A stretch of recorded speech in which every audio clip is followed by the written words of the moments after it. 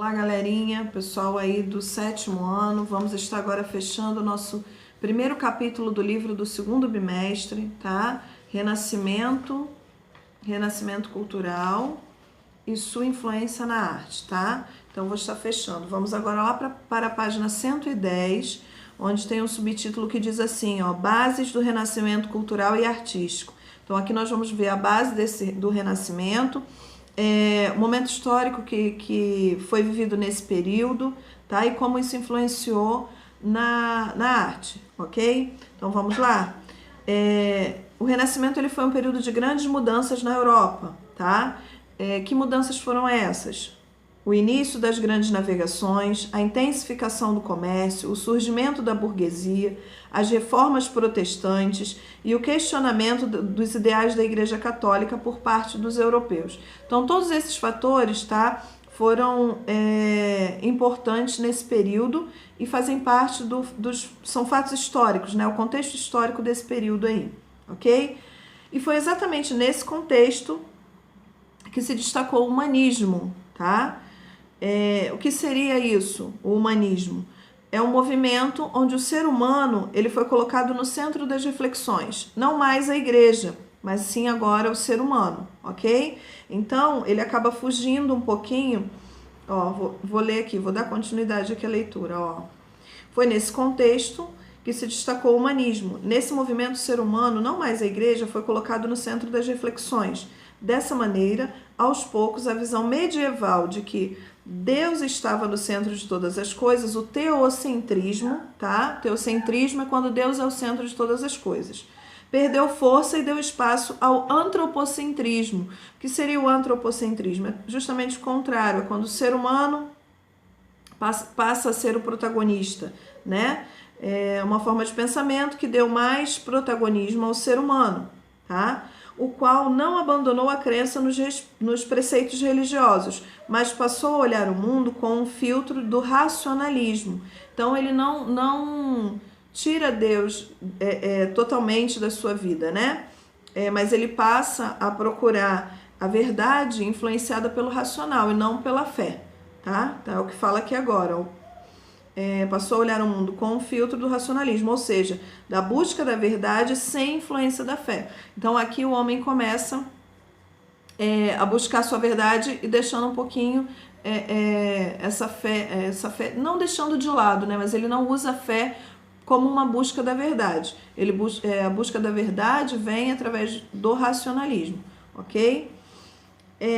Aí tem uma pergunta aí no livro de vocês, está até dentro de um retângulo. Ela diz assim, mas todas essas mudanças não tiveram reflexo na arte? Tiveram sim, tá? Aí agora a gente vai ver como isso refletiu na arte, tá bom? Então vamos lá. Ó, o ambiente é o penúltimo parágrafo do livro de vocês, ainda na página 110, tá bom? O ambiente de otimismo e de desenvolvimento cultural impulsionou a elite artística e intelectual europeia, inicialmente a italiana, a resgatar os ideais de perfeição de civilização, retomando os valores da antiguidade, o classicismo, tá? Como reflexo de sua própria sociedade, a representação realista do ser humano, naturalismo, e o prazer como princípio de vida, o hedonismo, ok? Então aqui começa já a interferir diretamente na arte, ok?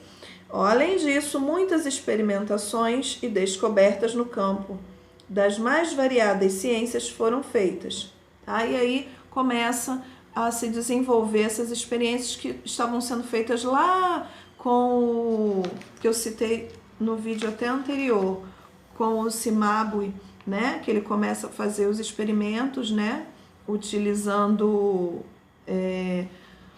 o volume, tá? Então não pode esquecer que utilizando o volume ele começa a fazer esses experimentos e aí esses experimentos vão tomando mais forma, né? Vão ficando mais fortes e aí começa essa mudança dentro da arte, dentro da pintura, ok?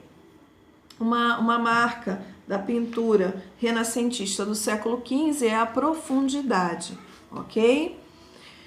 Vamos agora lá para a página 113, onde está falando sobre o divisor de águas. Divisor de águas dentro das artes, né? Dentro da pintura, é a perspectiva, tá? O que seria perspectiva? Está aí na página 113, o segundo parágrafo diz assim, ó: perspectiva é a relação que um objeto estabelece com o outro de acordo com o ponto de vista, podendo ser linear ou atmosférica, aérea, tá? Então, a perspectiva linear foi desenvolvida por Brunelleschi, tá? Ele estudou a relação entre a distância e a escala. Então aí já começa a se aperfeiçoar. Volume veio, né? Profundidade, agora já entra a perspectiva, tendo dentro dela a distância, usando, né, a distância, usando a escala. Então assim, a arte começa a se aperfeiçoar, né? As pinturas começam a se aperfeiçoar, ok? Ele demonstrou ao público que havia convergência de todas as linhas no desenho em direção ao horizonte, o que foi chamado de ponto de fuga. Aí tem um desenho na página 113 mesmo do livro de vocês, ó. Esse desenho tem um ponto aqui, tá vendo? Todas as linhas vindo para cá, para o centro, ok? O ponto de fuga do meu desenho, tá? Continuando, eu tenho aí ainda na página 114, tá? Perspectiva aérea. O que seria? Perspectiva aérea ou atmosférica. Ela foi desenvolvida por Leonardo da Vinci, tá? Ele observou que quanto mais longe um objeto está, mais intensas são as suas cores e menos definidas são os seus contornos. Então, os contornos não ficam tão bem definidos, mas as suas cores, elas também ficam menos intensas, ok? Seguindo, nós temos perspectiva fotográfica na página 115, onde fala que a perspectiva influenciou o trabalho de muitos artistas após o Renascimento e é usada até hoje em desenhos, pinturas e fotografias e vídeos. E vocês têm aí, ó, uma imagem mostrando a utilização da perspectiva, tá vendo? Dessa ideia, né, de profundidade, ok?